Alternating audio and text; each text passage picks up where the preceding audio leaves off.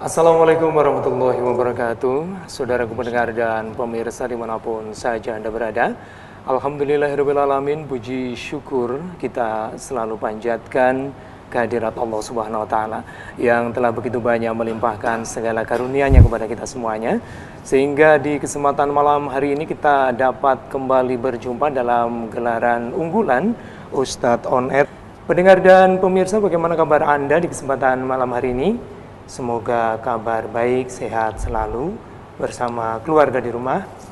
Dan tentunya kita menghadirkan narasumber yang sudah hadir di kesempatan malam hari ini, pimpinan MTA Al-Ustadz Dr. Andes Ahmad Sugino dan juga Ustadz Mas Duki. Assalamualaikum warahmatullahi wabarakatuh, Ustadz. Waalaikumsalam warahmatullahi wabarakatuh. Kabar baik, sehat hari ini, Ustadz? Alhamdulillah sehat. Dan juga di kesempatan malam hari ini kita juga menghadirkan para peserta yang saat ini sudah hadir dari MTA Perwakilan Sragen, dari cabang Pelupo 1, cabang Kalijambe, cabang Balok, cabang Masaran 1, kemudian cabang Mojodoyong. Assalamualaikum warahmatullahi wabarakatuh. Ya. Kabar baik, sehat hari ini Bapak-Bapak? Alhamdulillah sehat.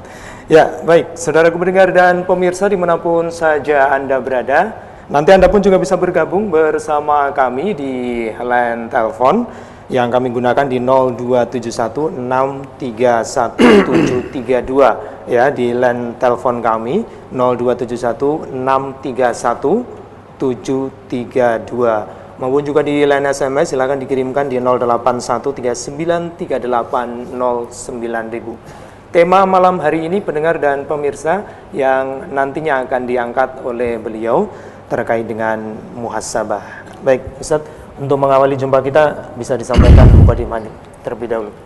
Bismillahirrahmanirrahim. Assalamualaikum warahmatullahi wabarakatuh. Waalaikumsalam warahmatullahi wabarakatuh. Alhamdulillahirabbil alamin. Nahmaduhu wa nasta'inuhu wa nastaghfiruh. Wa na'udzu billahi min syururi anfusina wa min sayyiati a'malina. May yahdihillahu fala mudhillalah wa may yudlil fala hadiyalah. Asyhadu an la ilaha illallah wahdahu la syarikalah wa asyhadu anna Muhammadan abduhu wa rasuluhu la nabiyya ba'dah. Amma ba'd. Para pendengar Radio MTA, Radio Persada, para pirsawan TV yang ada di ruangan ini maupun yang ada di rumahnya masing-masing yang mengikuti kegiatan ini. Pertama kali, mari kita tidak henti-hentinya selalu meningkatkan rasa syukur kita kepada Allah SWT yang telah banyak memberikan karunia sampai pada hari ini. Kita semua diberi suatu kenikmatan yang luar biasa. Nikmat iman terbukti, ada kepedulian saudara, tergerak hati saudara untuk hadir pada ruangan ini mengikuti acara pada malam hari ini. Dan juga para pendengar, para pirsawan yang ada di rumahnya masing-masing tergerak hatinya untuk menyempatkan mengikuti acara kajian pada malam hari ini. Padahal pada malam hari ini banyak di tayangan-tayangan TV yang lain, banyak hiburan-hiburan yang ditayangkan. Tapi saudara, karena terdorong rasa iman tadilah, tergerak hatinya untuk menyisihkan waktu untuk mengikuti acara kajian pada malam hari ini. Itu menunjukkan suatu kenikmatan iman yang masih bersemi di dalam hati kita. Karena itu tidak ada jawaban, tidak ada hal yang pantas kita sampaikan kepada Allah kecuali banyak bersyukur, meningkatkan rasa syukur kita kepada Allah. Tambah lagi nikmat kesehatan, itu juga suatu kenikmatan yang besar yang banyak manusia melupakannya. Di waktu sehat tidak pandai mensyukuri nikmat kesehatan, sehingga waktu sehat tidak dimanfaatkan untuk hal-hal yang bermanfaat. yang akan membawa manfaat pada dirinya, baik dalam kehidupan yang kita jalani sekarang ini maupun kehidupan di akhirat yang bagi setiap orang yang beriman pasti meyakini adanya suatu kehidupan akhirat kelak. Maka perlu kita tingkatkan rasa syukur kita dalam arti yang sebenar-benarnya. Pada malam hari ini kita baru saja memasuki tahun baru Masehi. Maka pada malam hari ini kami angkat tema muhasabah, mawas diri, introspeksi. Ya, kita mengenang tahun yang baru saja kita tinggalkan, kita masuki tahun baru. Maka mari kita menghitung-hitung, ya, menghitung-hitung amal perbuatan yang kita lakukan tahun yang telah silam, yang baru saja kita tinggalkan beberapa hari yang lalu. Menurut Umar bin Khattab, khalifah besar setelah Abu Bakar As-Siddiq, beliau pernah mengatakan, hasibu anfusakum qabla an tuhasabu wazinu anfusakum qabla an tuzanu. Hitung-hitunglah amalmu sebelum dihitung oleh Allah kelak, dan timbang-timbanglah amal kalian sebelum ditimbang, sebelum masuki yaumul mizan nanti di hadapan Allah. Juga Allah Subhanahu wa taala berpesan kepada kita semuanya, a'udzubillahi minasyaitonirrajim, wal tandur nafsum ma qaddamat lighad. Setiap jiwa adalah memperhatikan untuk hari esok, apa yang dipersiapkan untuk hari esok, untuk menghadapi hari esok, hari akhirat, apa yang kita persiapkan. Maka Umar bin Khattab radhiyallahu anhu, beliau mengatakan, hitung-hitunglah amalmu, karena mau tidak mau kita akan tinggalkan dunia yang fana ini untuk memasuki alam yang baka, yang langgeng. Nah, pada saat itulah segala sesuatunya berbeda. Segala sesuatunya kita yakini berbeda dengan apa yang kita hadapi sekarang. Apa yang kita hadapi sekarang, yang di dalam dunia, yang dikatakan oleh Allah hanya laibun walahwun, laksana orang bermain, laksana orang bersenda gurau. Kesenangan yang diperoleh pun oleh Allah dikatakan mata'un qalil, kesenangan yang sangat sedikit, mata'ul ghurur, kesenangan yang menipu. Ini harus kita sadari, kita yakini sepenuhnya. Semua yang kita hadapi, yang kita nikmati, yang kita peroleh sekarang dalam kehidupan ini ada suatu kesenangan yang menipu. Tidak bisa kita harapkan untuk kita nikmati untuk selama-lamanya. Lagi dibanding dengan kesenangan di akhirat sangat-sangat sedikit. Namun demikian banyak orang melalaikan, melupakan, seolah-olah hidup senang, bahagia di dunia ini. Maka untuk memperoleh keduniaan, kadang manusia menghabiskan waktu, tidak mengenal lelah, pagi sampai malam, kadang-kadang sampai sambung pagi lagi, selalu memburu apa yang dikejar, yaitu kesenangan hidup di dunia ini. Walaupun Allah sudah mengatakan suatu kesenangan yang menipu, maka hanya orang-orang yang berimanlah yang dapat memahami, meyakini, dan mengerti apa hakikat kehidupan ini. Dan kehidupan yang sesungguhnya adalah kehidupan di akhirat. Maka sangat tepat apa yang dikatakan oleh Umar bin Khattab radhiyallahu anhu. Mau tidak mau, amalan kita, perbuatan kita nanti akan ditimbang oleh Allah Subhanahu wa taala, akan dihisab oleh Allah Subhanahu wa taala. Dan pada yaumul hisab itulah hari yang sangat menentukan. Sangat menentukan. Allah mengatakan, Wa amman saqulat mawazinuhu fahuwa fi 'ishatir radiyah.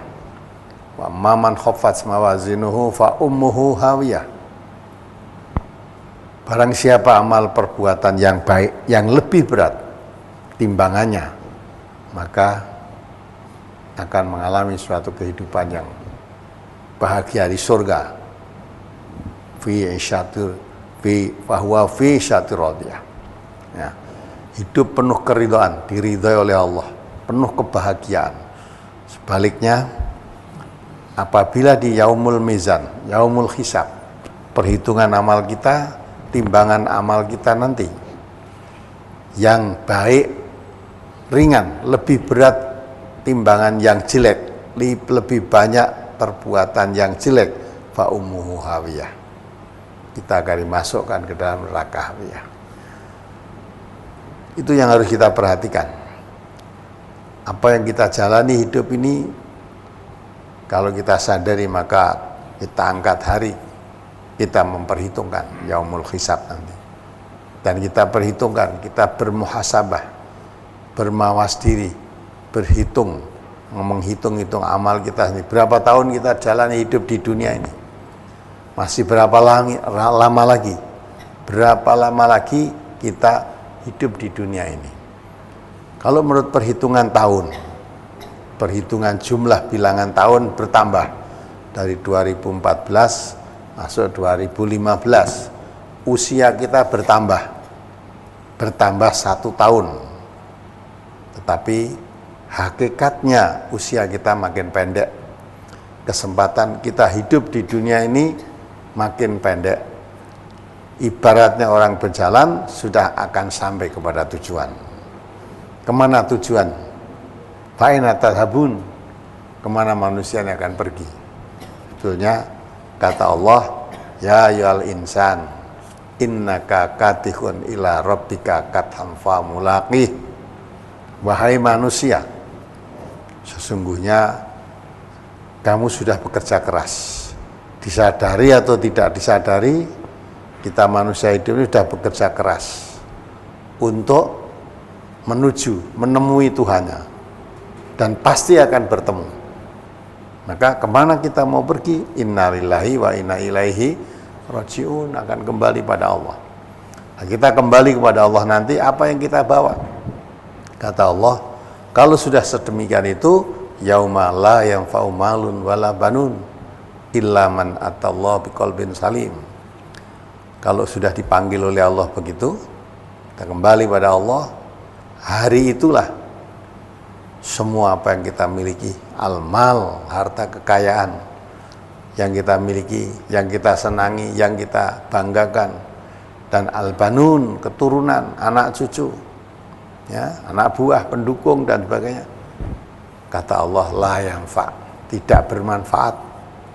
Nah, sadar kan kita bahwa walaupun kita masih senang harta yang kita miliki, tapi dikatakan oleh untuk kesenangan yang menipu, maka mau tidak mau, kalau sudah dipanggil oleh Allah, sudah kita lepas, semuanya kita lepaskan.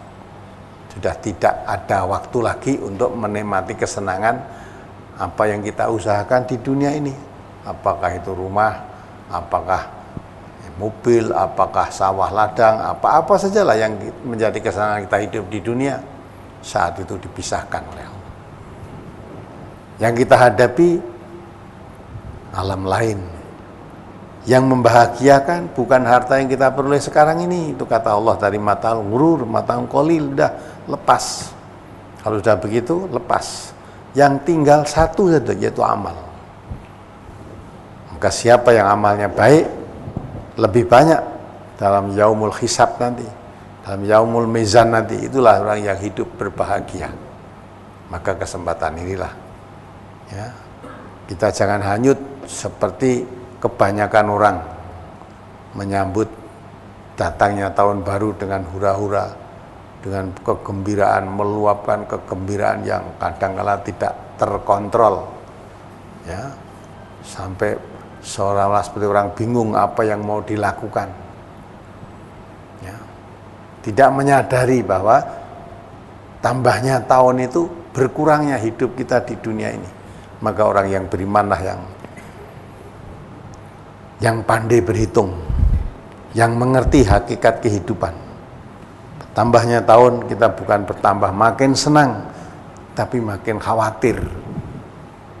Apakah yang sudah kita lakukan selama ini cukup untuk membahagiakan hidup kita di hadapan Allah nanti? Apakah cukup menjadi alasan untuk membahagiakan hidup kita, untuk memperoleh balasan yang baik yang membahagiakan kehidupan kita, ataukah belum cukup? Maka dengan muhasabah pada malam hari ini, setelah kita merenung,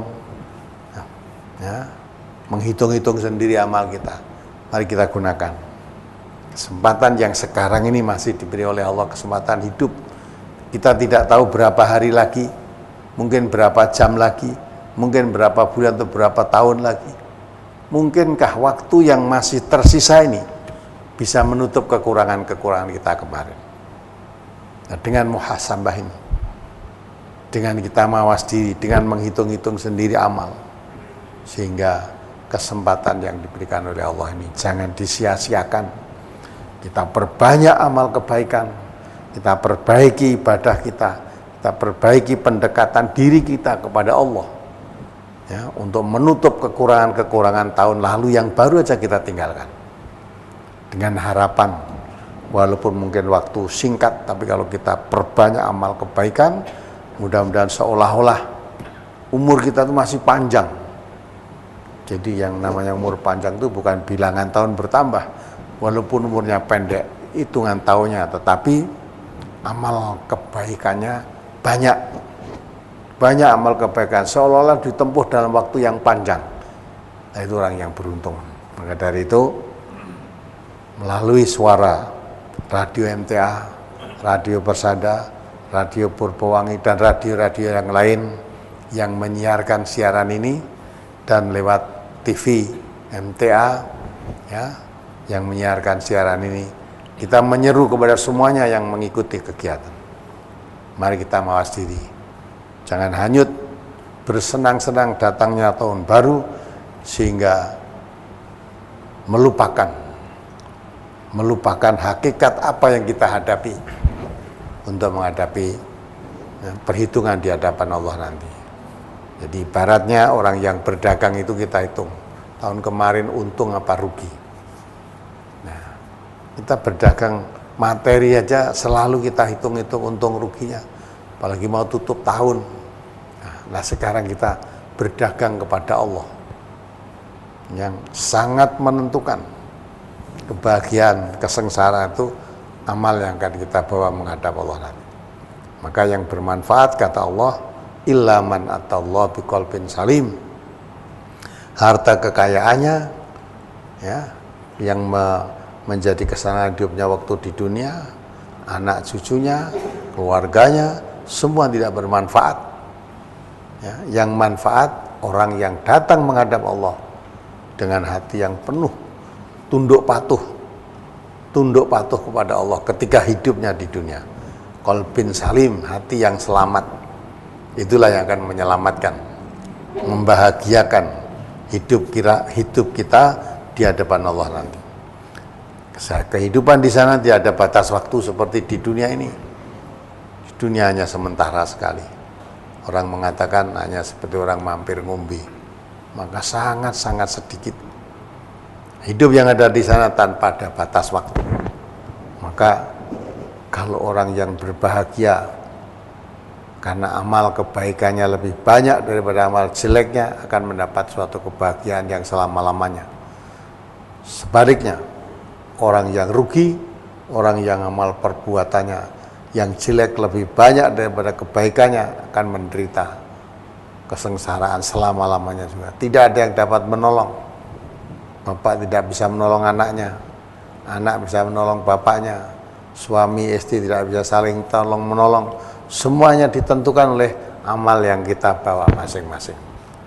Maka kesempatan yang masih diberikan oleh Allah kepada kita hidup ini, mari kita isi tahun baru ini dengan lembaran-lembaran yang baik. Kita berbanyak kebaikan-kebaikan yang kemarin mungkin malas-malas melakukan amalan-amalan sunnah, sholat sunnah, kita tingkatkan. Yang kemarin mungkin malas-malas sholat jamaah 5 waktu di masjid, nah kita mulai, kita sholat di masjid, jamaah, sholat wajibnya. Malamnya kita tidak pernah tahajud, kita gunakan untuk sholat tahajud, sholat rawatib, sehingga amalan-amalan sunnah, sholat sunnah nanti akan bisa menutup kekurangan-kekurangan kita apabila kewajiban kita ya, nilainya berkurang. Di samping itu lebih penting lagi untuk menambah amal kebaikan, karena Nabi kita juga mengatakan ya, Allah lebih cinta kepada hambanya yang banyak melakukan amalan-amalan sunnah daripada sekedar melakukan kewajiban. Ya, karena apa? Amalan sunnah itu tidak dilakukan pun tidak berdosa, tapi ini memperbanyak amalan-amalan sunnah dilakukan. Maka kalau amalan sunnah yang tidak dilakukan tidak berdosa itu pun dilakukan, jangan tanya wajibnya. Wajibnya pasti baik ya, karena suatu kewajiban kalau tidak dilakukan berdosa, akan mendapat hukuman di sisi Allah nanti. Ya, yang tidak mendapat hukuman pun diamalkan dengan baik, apalagi yang akan dapat ancaman kalau tidak diamalkan dapat hukuman. Maka Nabi kita mengatakan yang dicintai Allah orang yang banyak melakukan amalan-amalan sunnah walaupun sekedar melakukan suatu kewajiban. Kalau orang melakukan amalan sunnah dengan baik, tentu wajibnya terpelihara dengan baik. Ya, tetapi kalau orang hanya melakukan suatu kewajiban saja, sunnahnya tidak dilakukan, nanti kalau ada nilai ya, kurangnya dalam melakukan kewajiban itu tidak ada yang nutup karena tidak punya amalan-amalan sunnah.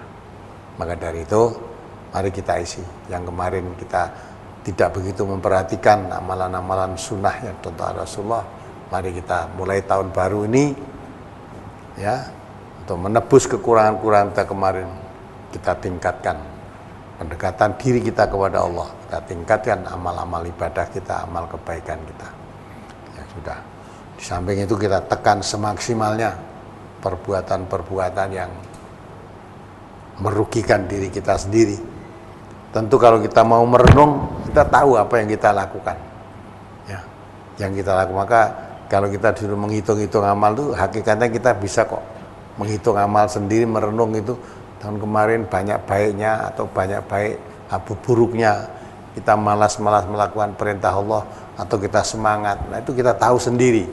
Yang tahu hakikatnya dirinya sendiri dan Allah.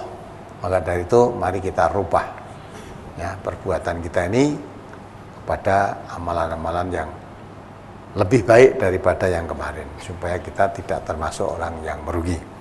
Baiklah, saudara, cukup demikian apa yang saya sampaikan bagi muka tiga ini, sehingga dengan harapan terutama saya sendiri, yang selanjutnya para pendengar baik yang ada di ruangan ini maupun yang di rumah atau di mana saya ikut mengikuti siaran ini, kita jadikan tahun baru tahun untuk muhasabah, bukan tahun untuk hura-hura, untuk senang-senang, untuk ini, tapi untuk mawas diri, lebih mendekatkan diri kepada Allah. Karena ibaratnya orang berjalan, kita sudah akan sampai tujuan. Umur kita, kesempatan hidup kita di dunia ini ya, tinggal sedikit ya, masih lebih panjang, lebih banyak kemarin. Sekarang dipotong 1 tahun lagi, sehingga waktunya akan makin habis. Maka kita gunakan sebanyak-banyaknya untuk melakukan suatu kebaikan dengan harapan yaumul hisab nanti, yaumul mizan nanti, kebaikan kita lebih banyak daripada keburukan kita. Demikian, mudah-mudahan bermanfaat untuk diri kita sendiri, khususnya untuk saya dan untuk yang lain yang ikut mengikuti acara ini. Terima kasih. Baik, terima kasih Ustadz sudah memberikan uraian awalnya di kesempatan malam hari ini. Baik, saudara pendengar dan pemirsa dimanapun saja Anda berada, kita jeda sejenak. Insya Allah nanti selepas pesan berikut kami akan hadir kembali untuk membacakan pertanyaan Anda di line SMS. Pastikan Anda terus bersama kami. Baik, saudaraku pendengar dan pemirsa dimanapun saja Anda berada, terima kasih untuk Anda yang masih selalu setia bersama kami dalam gelaran Ustadz On Air untuk edisi hari ini. Dan di sesi kedua tentunya kami akan membacakan pertanyaan Anda yang sudah Anda kirimkan di line SMS kami di 081393809000. Baik Ustadz, kita langsung menuju ke pertanyaan yang pertama di SMS online. Datang dari Mbak Lina yang ada di Ngawi. Ustadz, bagaimana cara menjaga iman agar tetap lurus? Soalnya saya kalau beribadah kadang semangat, kadang malas Ustadz. Mohon penjelasannya. Memang dalam hadis Nabi juga dijelaskan bahwa iman seseorang itu kadang-kadang mengalami pasang surut. Ya. Mungkin di waktu imannya sedang pasang, sholatnya rajin, segep, tapi sedang surut, malas. Nah, maka supaya dijaga. Karena Nabi kita ketika ditanya oleh sahabat minta nasihat kepada beliau yang tidak akan minta kepada yang lain, Nabi kita mengatakan, "Qul amantu billah tsumastaqim." Katakanlah, saya beriman kepada Allah, kemudian beristiqomahlah. Beristiqomah. Maka supaya iman ini bisa istiqomah, bagaimana untuk menjaganya? Allah telah menunjukkan. Yang sering saya baca di akad pagi juga dalam surat Kahfi ayat 29, coba dibaca Mas Juki. Ya, ayat 28. Surat Al-Kahfi. Ya. Surat Al-Kahfi nomor surat 18 ayat 28. A'udzubillahi minasyaitonir rajim. Wasbir nafsaka ma'al ladzina yad'una rabbahum bil ghadati wal 'ashyi yuriduna wajhahu wa la ta'du 'ainaka 'anhum turidu zinatal hayatid dunya wa la tuti' man aghfalna qalbahu 'an dzikrina wattaba'a hawahu wa kana amruhu furuta. Dan bersabarlah kamu bersama-sama dengan orang-orang yang menyeru Tuhannya di pagi dan senja hari dengan mengharap keridhaannya. Dan janganlah kedua matamu berpaling dari mereka karena mengharapkan perhiasan kehidupan dunia ini. Dan janganlah kamu mengikuti orang yang hatinya telah kami lalaikan dari mengingati kami, serta menuruti hawa nafsunya, dan adalah keadaannya itu melewati batas. Nah, itu sangat menolong. Baik kita bisa istiqomah, sholat, ya, melakukan sholat juga semangat, amalan-amalan yang lain juga semangat, nuntut ilmu ngaji juga semangat. Allah tadi arahkan, sabarlah kamu. Berkumpul dengan orang-orang yang aktivitasnya sepanjang hari itu hanya mengharap ridhonya Allah. Wasbir nafsaka ma'aladina yada'una rabbahum, yang dia mengharap kepada Tuhan mereka. Ghadati wal 'ashyi yuriduna wajhah. Dari sepanjang hari itu hanya mengharap ridhonya Allah. Artinya, kalau orang yang aktivitas amaliyahnya hanya mengharap ridho Allah, pagi dan senja maksudnya sepanjang hari, itu berarti orang itu amalannya amalan-amalan baik, karena yang diharap ridhonya Allah. Nah, kita disuruh sabar, artinya tahan uji, suka bergaul dengan orang-orang yang aktivitasnya hanya beramal baik, berbuat kebaikan. Kalau lingkungan kita aktivitasnya hanya perbuatan-perbuatan baik, ucapan yang dikeluarkan pun ucapan baik, setiap hari kita mendengarkan ucapan baik, aktivitas kebaikan, tentu kita akan terbawa ke sana. Itu firman Allah. Maka pilih teman bergaul. Nabi kita juga mengatakan begitu, pilih teman bergaul. Ya. Untuk bergaul supaya kita semangat kita di dalam berbuat kebaikan. Memilih teman bergaul yang aktivitasnya dalam kebaikan. Sampai tadi Allah wala ta'tu ainaka anhum turidu zinatal hayati dunya. Jangan sampai kita tidak sabar berkumpul dengan orang-orang yang berbuat kebaikan, hanya terperdaya, terpengaruh orang yang hanya pandangannya materi, dunia saja yang dikejar. Dunia, padahal dikatakan pada mukadimah saya tadi kan, ya, dunia itu kesenangan yang menipu. Tapi banyak orang yang tertipu tidak menyadari, ya, mudah terpengaruh.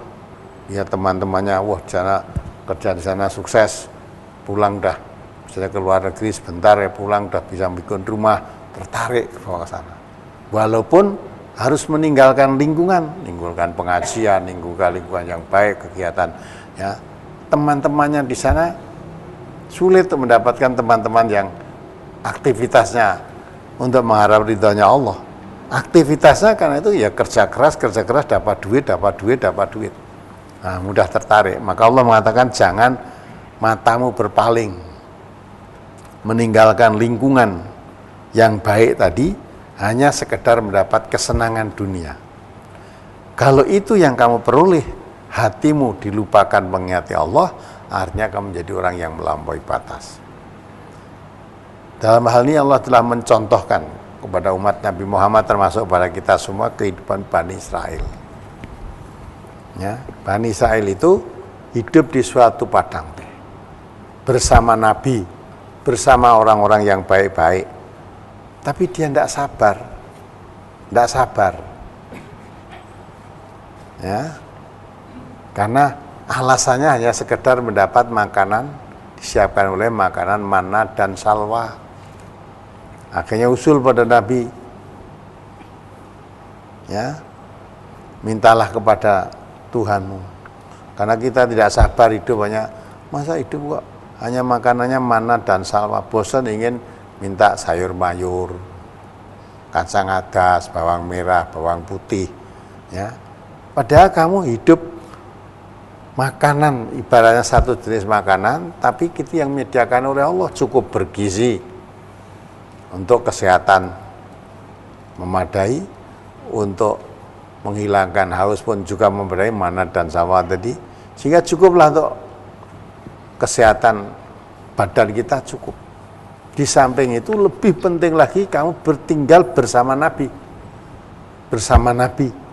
sehingga kalau bersama Nabi itu, ya, dan bersama orang-orang mukmin, kalau berbuat salah, berbuat keliru tentu diingatkan, ditegur. Ya. Ternyata malah itu yang tidak disukai. Coba dibaca surat Al-Baqarah. Surat Al-Baqarah nomor surat 2 ayat 61.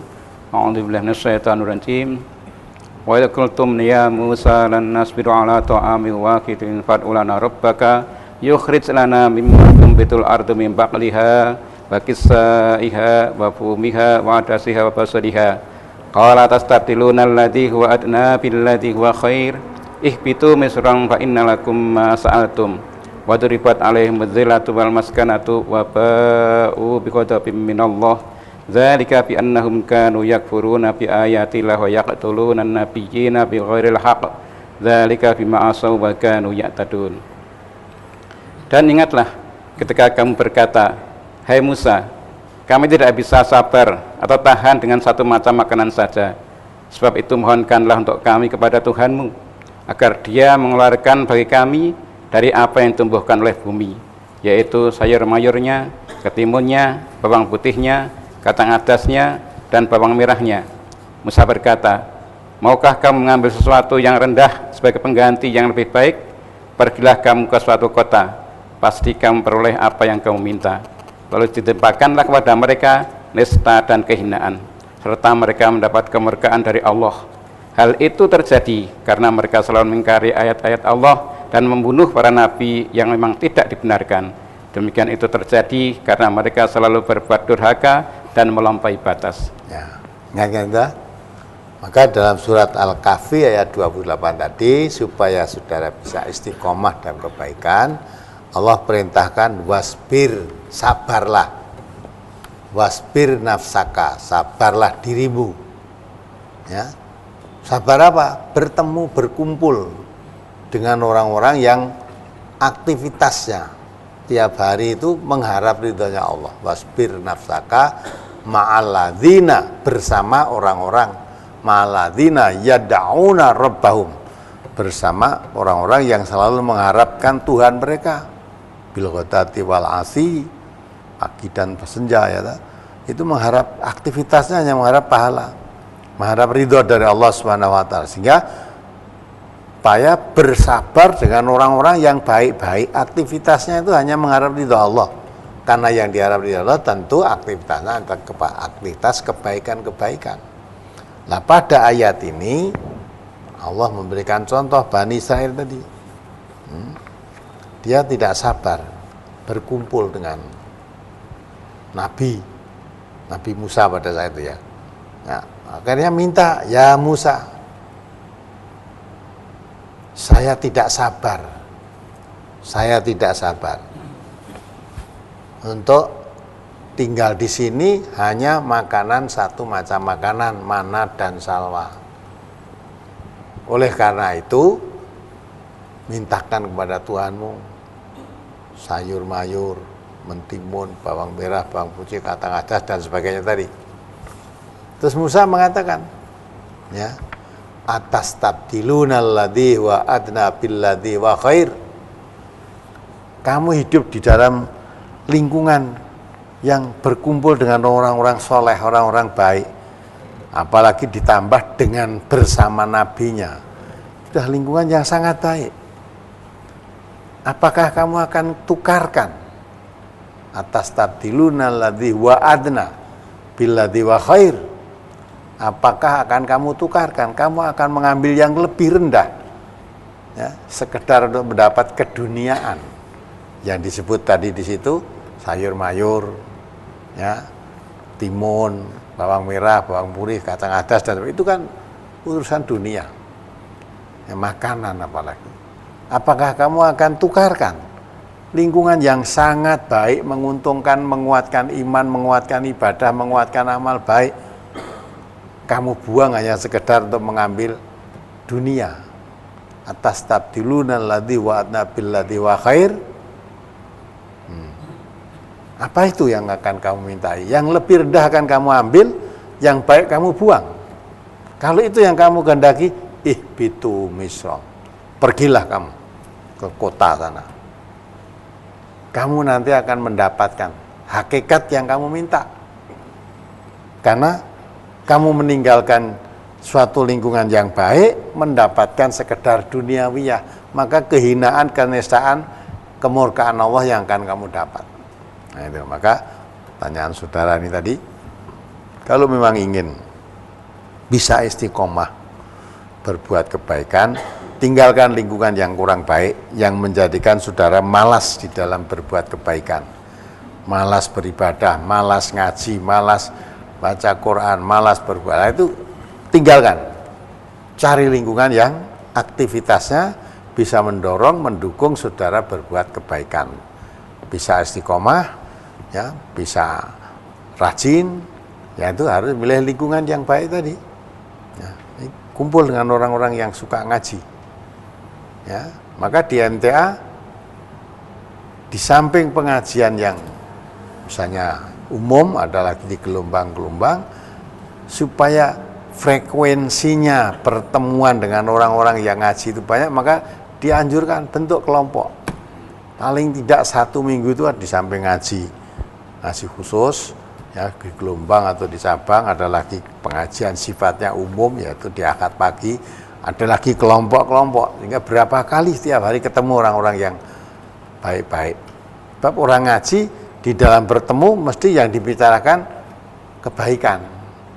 Bagaimana pemahaman kita ayat ini, hadis ini, bagaimana wujud amaliyah kita, apa yang kita hadapi, kendala apa yang kita hadapi dalam kita mengamalkan hasil kaji kita. Nah, itu akan selalu arahnya itu kepada perbaikan amaliyah. Nah, cari lingkungan yang semacam itu. Kalau lingkungannya semacam itu, insya Allah yang malas-malas tadi akan terbawa oleh lingkungan sehingga menjadi bisa istiqomah. Itu nasihat saya bagi yang bertanya tadi. Dan bagi semua yang ikut mendengarkan kajian ini, memang lingkungan itu sangat menentukan. Ya, sangat menentukan. Maka sampai Nabi mengatakan, kalau mau bertempat tinggal suatu tempat, lihat lingkungannya dulu. Al-jar qoblat dar. Ya, menentukan lingkungan lebih didahulukan dari sekedar memilih rumah tempat tinggal. Nah, gitulah. Demikian, mudah-mudahan bisa difahami untuk Mbak Lina di Ngawi dan juga untuk kita semuanya. Kita menuju ke pertanyaan yang kedua, Ustadz, datang dari Fandi yang ada di Sumatera Barat. Apakah doa iftitah itu dibaca pada rakaat pertama saja dan pada rakaat kedua sampai seterusnya, apa juga dibaca iftitah, Ustadz? Mohon dijelaskan. Namanya aja iftitah ya. Yeah. Ya, jadi iftitah, mungkin saudara kalau sering adakan pengajian, kadang-kadang ada kuliah iftitah, ada pengajian iftitah, ini ada pengajian inti ya. Nah, iftitah itu mesti yang pertama. Yang pertama ya. Gitu? Maka sholat bacaan doa iftitah itu hanya dibaca pada rakaat yang pertama setelah takbiratul ihram. Jadi sholat itu diawali dengan takbiratul ihram, Allahu Akbar, lah baru baca Fatihah, baca iftitah. Ya, iftitah kalau rakaat kedua, rakaat ketiga sudah bukan iftitah lagi, sudah didahului bacaan apa-apa. Maka saudara yang makmum masbuk walaupun dapat satu rakaat, imamnya sudah dapat dua, saudara nyusul. Imamnya sudah rukuk, saudara takbiratul ihram terus nyusul rukuk, sudah bacaan rukuk, bacaan sujud, bacaan, nah itu sudah nanti untuk berdiri iftitah nggak usah dibaca karena sudah tidak ada tempat. Jadi bacaan doa iftitah itu dibaca pada waktu rakaat pertama sesudah takbiratul ihram. Rakaat kedua, ketiga sudah tidak baca. Baik, demikian ya untuk Fandi yang ada di Sumatera Barat. Berikutnya kita sapa Udin yang ada di Klaten. Mohon solusinya, Ustadz. Apakah saya berdosa kalau saya tidak pernah mengarahkan bapak saya untuk mengaji dan mendirikan sholat? Karena bapak saya benci dulu pada saya karena saya tidak mau mengikuti seperti umumnya masyarakat. Dan kalau saya memutar radio Persada, dia tidak senang.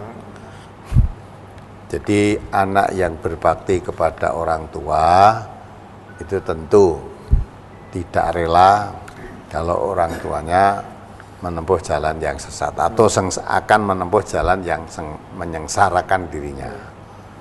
Maka kalau memang kamu sudah mengerti suatu kebenaran, tuntunan, ya, tahu jalan yang ditempuh oleh orang tua jalan yang sesat, ya semaksimalnya menasihati, mengajaklah.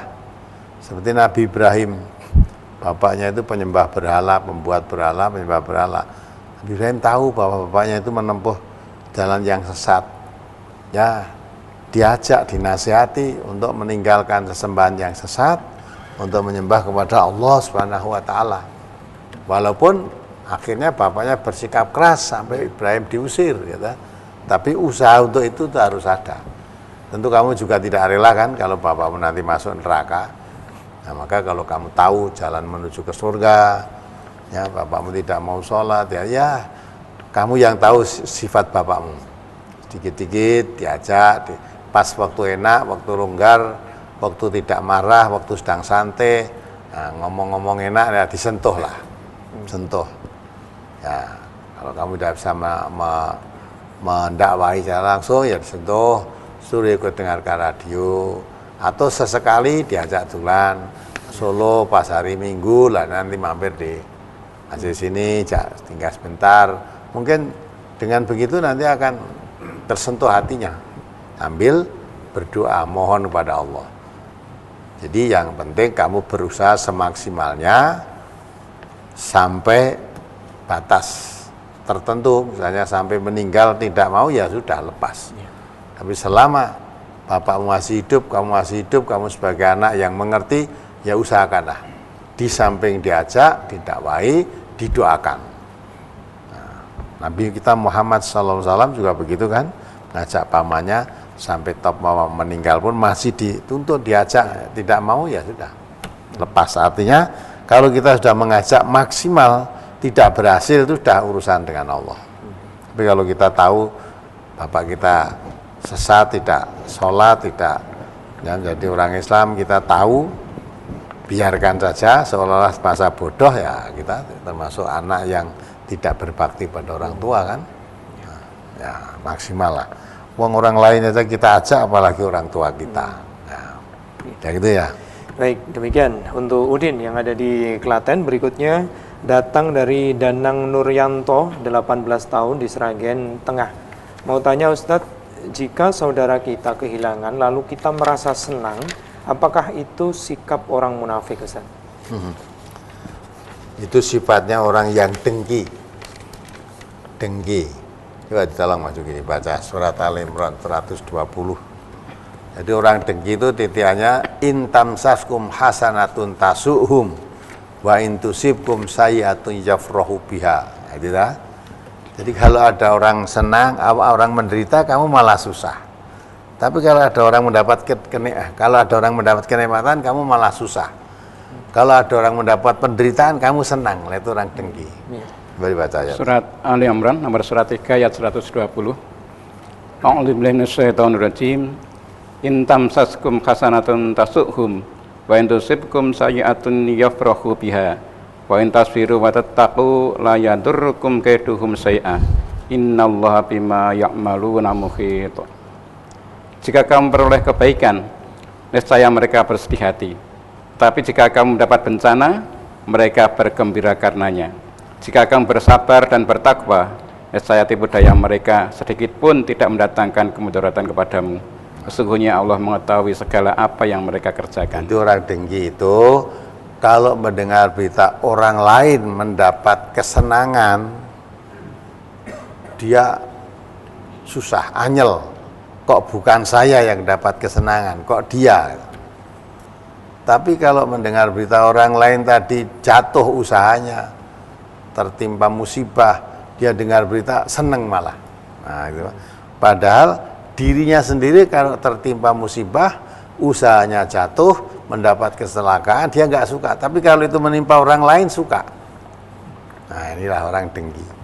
Maka hilangkan dengki itu. Padahal dengki itu, kata Nabi, itu seperti api memakan kayu bakar. Maka orang Islam, Nabi tekankan jauh-jauh betul, iyyakum wal hasada, jauhi betul-betul sifat dengki. Sampai Allah juga menuntunkan kepada kita bertawud, mohon perlindungan kepada Allah dari sifat dengki, min syarri hasidin idza hasad. Jadi memohon perlindungan pada Allah dari sifat dengki, dia orang melakukan kedengkiannya. Jadi kalau ada orang senang orang lain mendapat musibah, sebaliknya kalau orang lain mendapat senang, kita malah susah, tidak suka. Nah, itulah sifat kedengkian. Harus dikikis habis, jangan sampai dengki itu ada diri kita sebagai seorang muslim. Apalagi yang orang muslim ya, sesama muslim itu kalau saudaranya sakit, nah musibah, dia susah, kita ikut merasakan penderitaannya. Kalau dia senang, walaupun dia mendapat kenikmatan, dia mendapat senang, walaupun kita belum mendapat kenikmatan. Tapi kita ikut merasa senang, alhamdulillah saudara saya bisa maju, walaupun saya belum mendapat, tapi kemajuan saudara saya, kita ikut merasakan senangnya. Nah, itu hati yang bersih gitu. Ya, maka jauhkan dari sifat dengki, itu akan merugikan dirinya sendiri. Orang yang dengki itu kalau orang yang didengkani tambah maju, nah, hatinya tambah panas, tambah gak suka. Makin maju dia, kita makin tidak suka, kan tersiksa malah. Tambah susah ya, tambah susah. Nah, itulah rekoso wong dengki itu. Sing diarep-arep kok ora cilaka-cilaka orang lain itu. Orang lain itu kok tidak kenal lah. Maunya mbok musibah itu jangan menimpa saya tapi menimpa dia, kenikmatan jangan kepada dia tapi kepada saya. Lah itu orang yang begitu tuh hidupnya tidak tentram karena mengedap penyakit dengki tadi. Ya. Baik. Ustaz, pertanyaan tadi mengakhiri untuk pembacaan SMS. Insya Allah nanti kita rangkai untuk menerima penelpon, Ustaz. Ya. Baik, saudara pendengar dan pemirsa dimanapun saja Anda berada, kita jeda sejenak. Insya Allah nanti kami akan hadir kembali untuk menerima Anda. Dan siapkan line telepon Anda di 0271 631 732 ya, di 0271 631 732. Sesaat kami hadir kembali.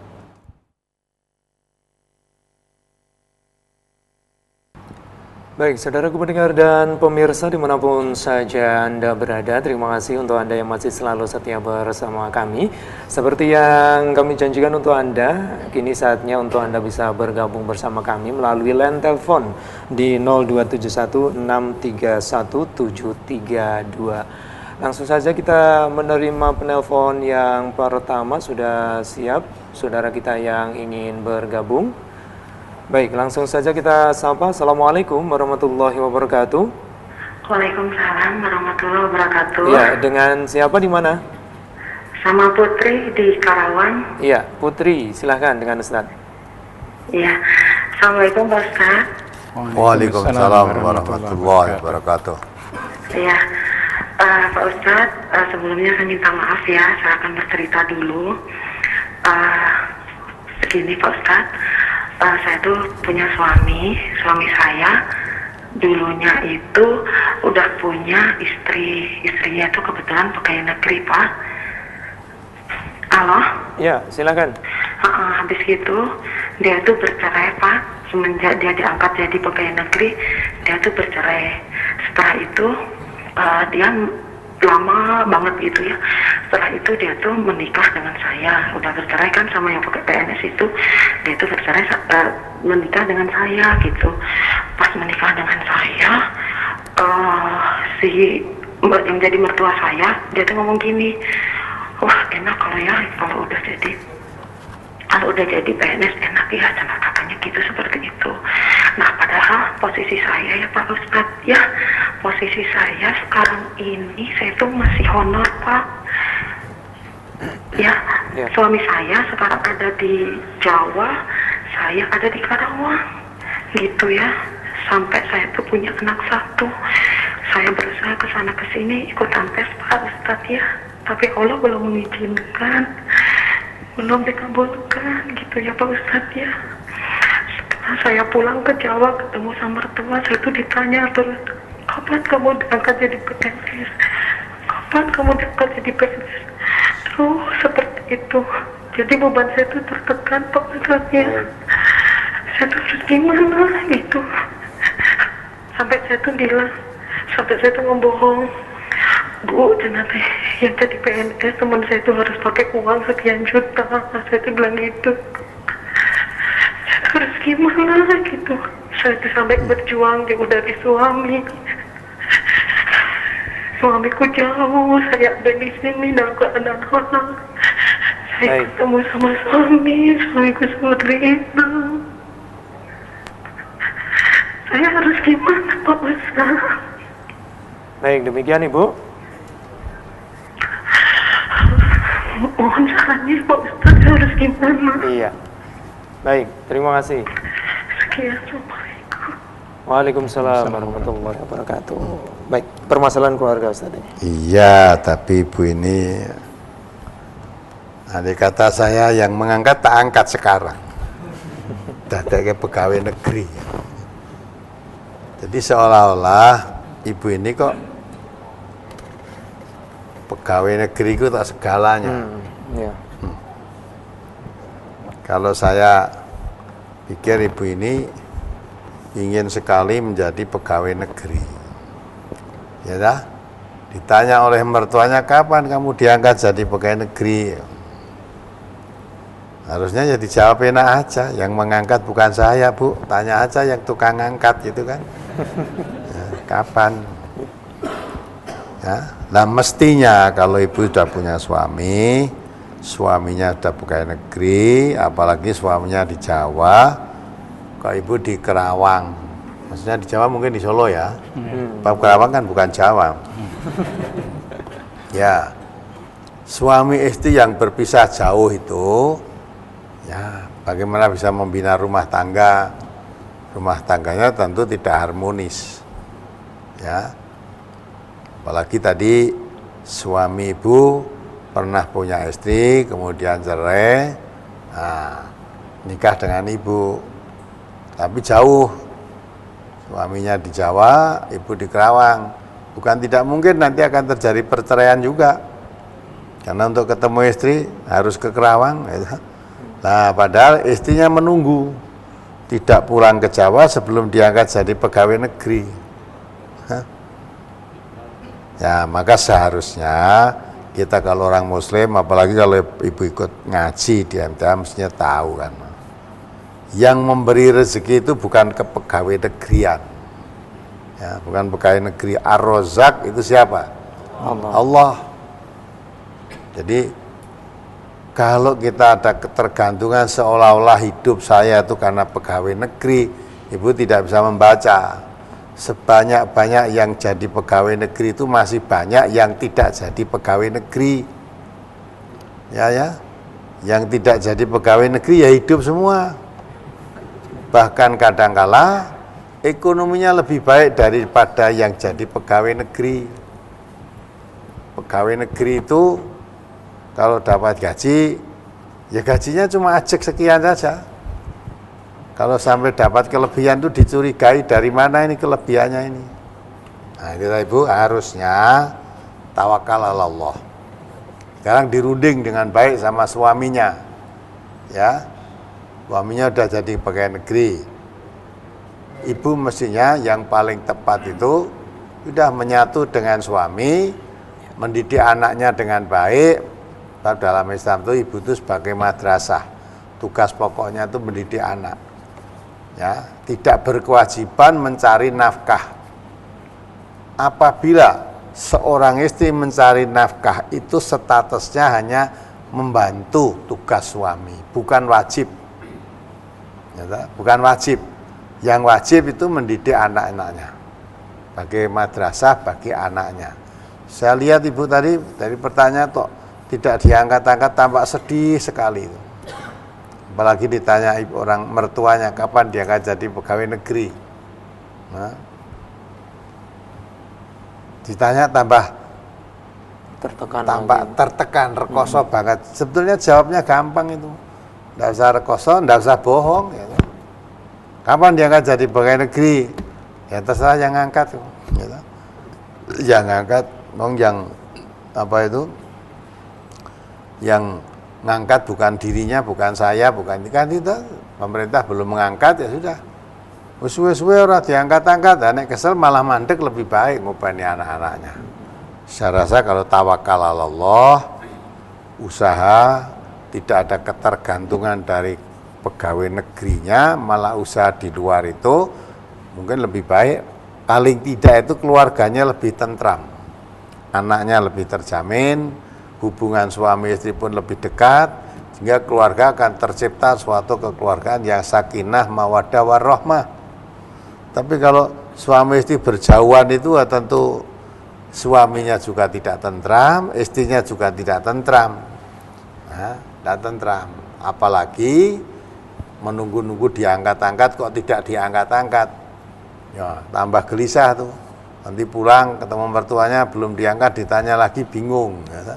Nah, lebih baik tawakal ala Allah ibu. Kalau saran saya sudah menyatu dengan suami, pulang ke Jawa, ya, pulang ke Jawa. Nggak usah jaga diangkat pegawai negeri, ya, usaha lain. Insya Allah rezeki Allah memberi tidak hanya lewat pegawai negeri. Allah mengatakan wa ma min dabbatin fil ardi illa 'ala Allah rizquha. Allah itu sudah menyediakan rezekinya. Ya, sampai binatang yang melata pun disiapkan rezekinya, apalagi manusia. Maka asal kita berusaha, rezeki sudah disiapkan oleh Allah. Maka kalau saran saya lebih baik menyatu dengan suami, pulang ke Jawa, sudah kerja apa yang didapat di situ. Kalau suka mengajar atau ya di Jawa juga banyak sekolahan, ya, mengajar honor, nanti ya bisa ngelamar jadi guru apa di Jawa ini juga ya bisa ngelamar di sekolah untuk mendapatkan honor, bisa juga itu. Saya rasa nggak ada masalah. Tapi kalau pikiran ibu hanya tertekan seolah-olah nek ora dadi pegawai negeri ora dadi wong gitu.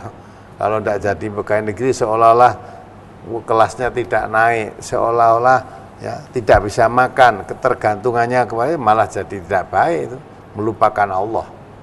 Jadi kalau ibu tanyakan solusinya, saya memberi saran menyatu dengan suami, mendidik anaknya dengan baik. kalau mau membantu mencari nafkah ya bekerja apa yang didapat sebelum diangkat jadi pegawai negeri. Ya di Jawa ini kalau suka mengajar jadi guru, cari sekolah-sekolah menjadi guru honorer ya bisa. Di sini juga banyak sekolahan. Jadi jangan ada ketergantungan seolah-olah harus jadi pegawai negeri. Nah, semua orang ingin jadi pegawai negeri. Ya. Nah kalau tidak jadi, gimana? Apalagi pemerintah sekarang mengatur ekonominya sedang kesulitan mengurangi kepegawaian. Ya. Nah, itu lebih baik tidak usah digagas pegawai negeri. Kalau memang itu diangkat ya syukur, orang diangkat ya sudah. Tapi yang penting keluarga itu menyatu, bina rumah tangga untuk bentuk suatu keluarga yang sakinah mawaddah warahmah. Suami istri harus menyatu jadi satu. Itu nasihat saya. Baik, demikian mudah-mudahan bisa difahami untuk Putri yang ada di Karawang. Kita sapa kembali di line telepon. Sudah siap saudara kita yang ingin bergabung. Assalamualaikum warahmatullahi wabarakatuh. Waalaikumsalam warahmatullahi wabarakatuh. Ya, dengan siapa di mana? Dengan Karno di Ungaran. Baik, silakan. Ya. Assalamualaikum warahmatullahi wabarakatuh, Ustaz. Waalaikumsalam warahmatullahi wabarakatuh. Mari Pak Tano. Ya, mau ini mohon sarannya, Ustaz. Tadi disampaikan, dihimbau kita untuk sholat fardu ini di masjid. Namun seringkali Ustaz atau bahkan setiap rakaat 3-4 ini saya senantiasa ketinggalan pada saat Al-Fatihah. Apakah saya juga harus baca cepat atau bagaimana sebaiknya untuk mensikapi hal ini, Ustaz?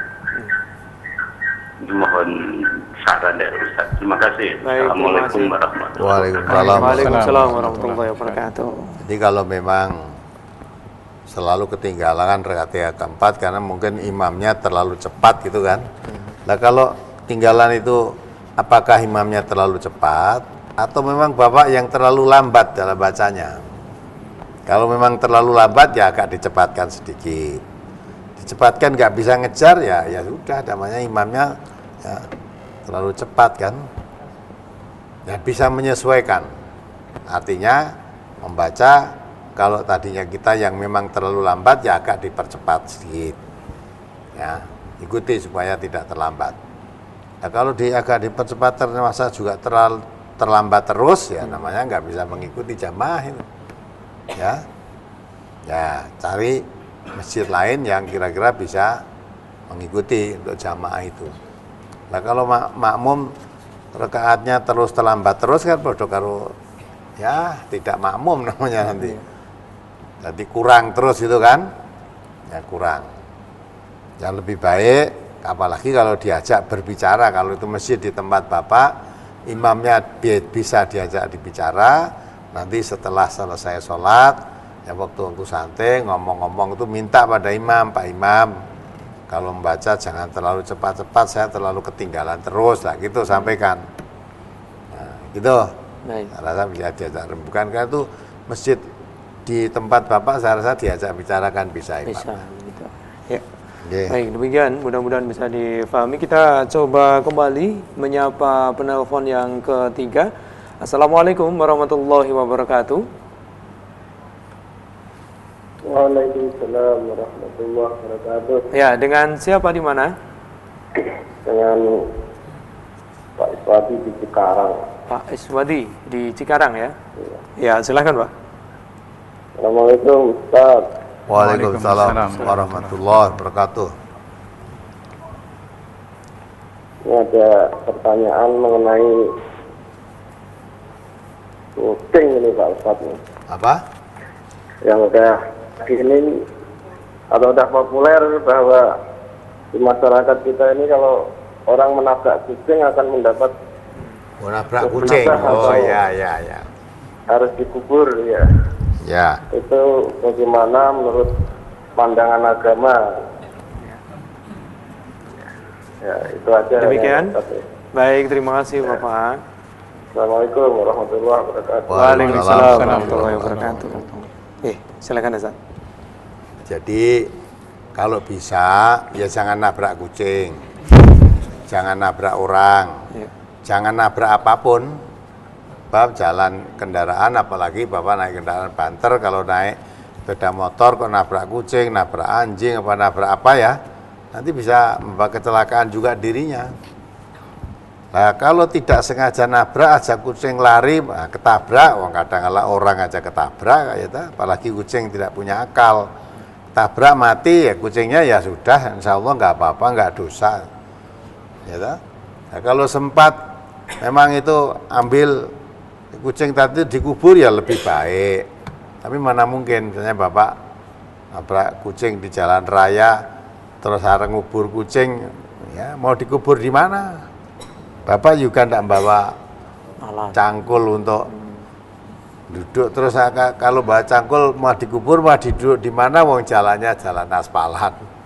Ya, tinggal aja, kucing mati tinggal nggak dosa. Ya, nggak apa-apa insya Allah.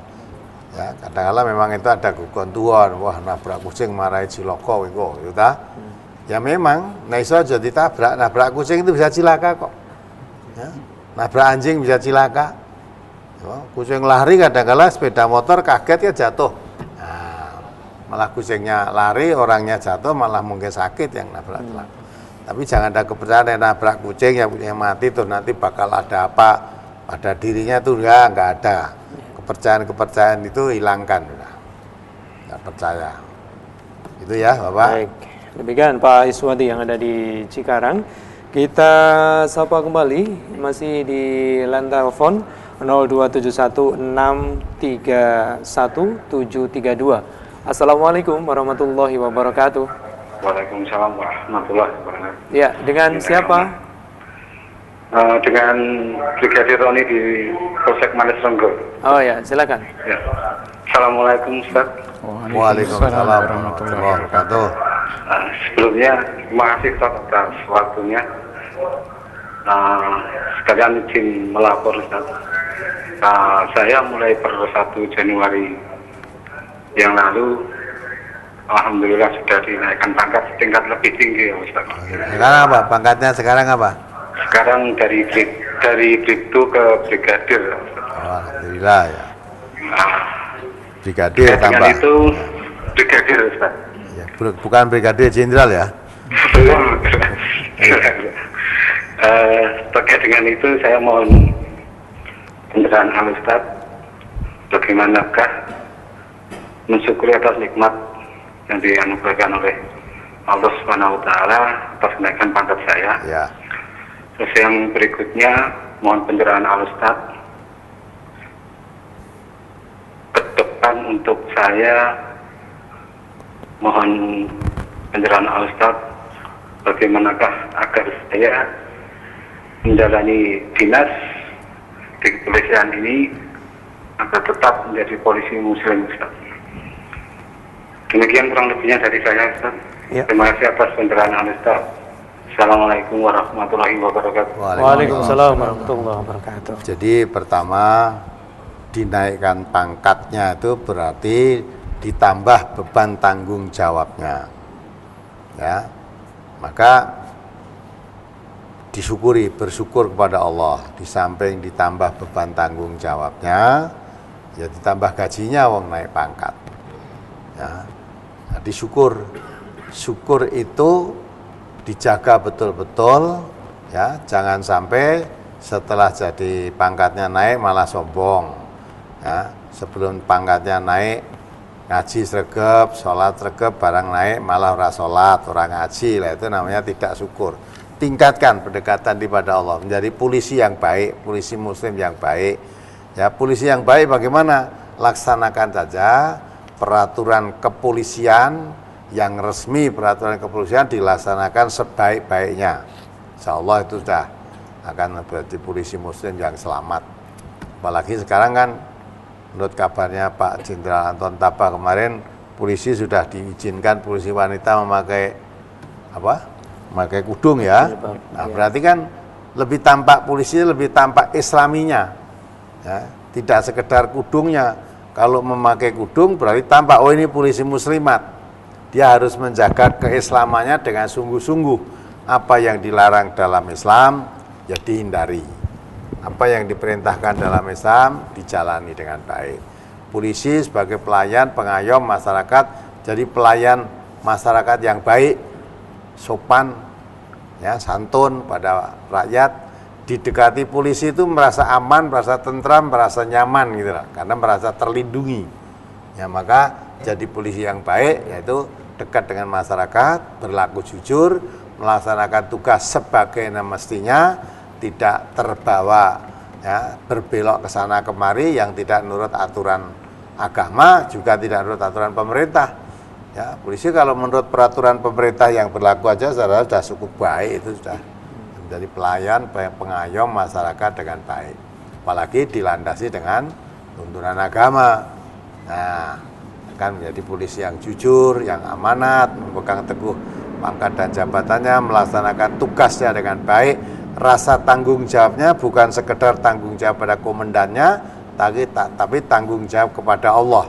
Dilihat atau tidak dilihat orang, tetap akan berlaku jujur, ya, tidak mau menerima suap-suap dan sebagainya.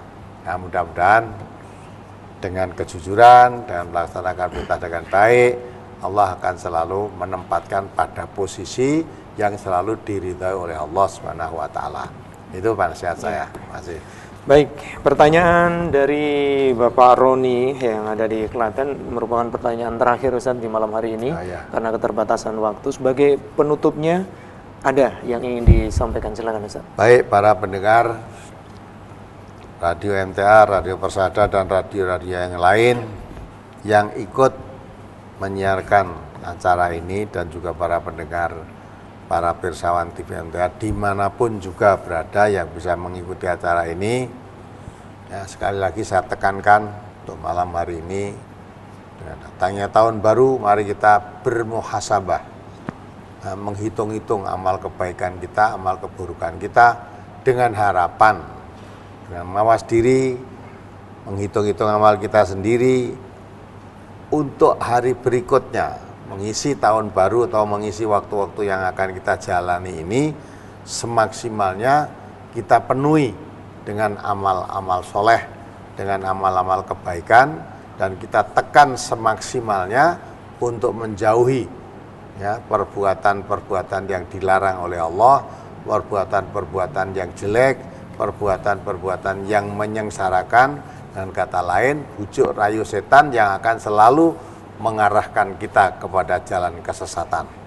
Dengan demikian, asal kita makin dekat kepada Allah, ya, makin melaksanakan posisi kita sebagai hamba Allah yang diperintahkan oleh Allah atau ditugasi oleh Allah untuk hidup ini hanya menghambakan diri kepada Allah. Sebagaimana firman-Nya, wa ma khalaqul jinna wal insa illa liya'budun.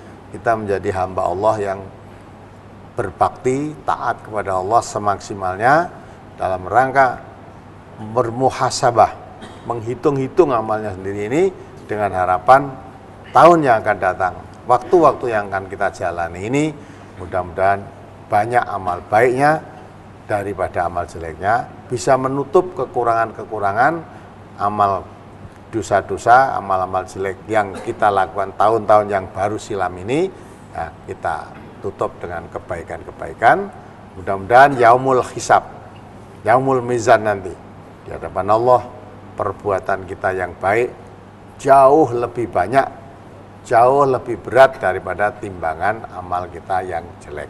Semoga menjadi hamba Allah yang dicintai oleh Allah nanti untuk menghadapi hidup di masa mendatang yang sesungguhnya itu ya, lebih baik, lebih berbahagia, ya, lebih seperti yang kita harapkan, menjadi hamba Allah dicintai, menjadi penghuni surga yang diinginkan oleh Allah beserta sanak kerabat, beserta keluarga kita semua. Karena kita berkewajiban ku anfusakum wa ahlikum naro, jaga dirimu, jaga keluargamu, jangan sampai tersentuh api neraka.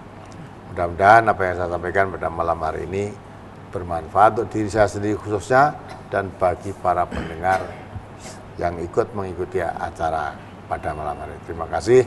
Akhirul kalam. Assalamualaikum warahmatullahi wabarakatuh. Waalaikumsalam warahmatullahi wabarakatuh. Baik, kami ucapkan banyak terima kasih atas kehadiran Al Ustaz dan juga Ustaz Mas Duki. Insyaallah di kesempatan yang akan datang kita bisa belajar kembali Ustaz.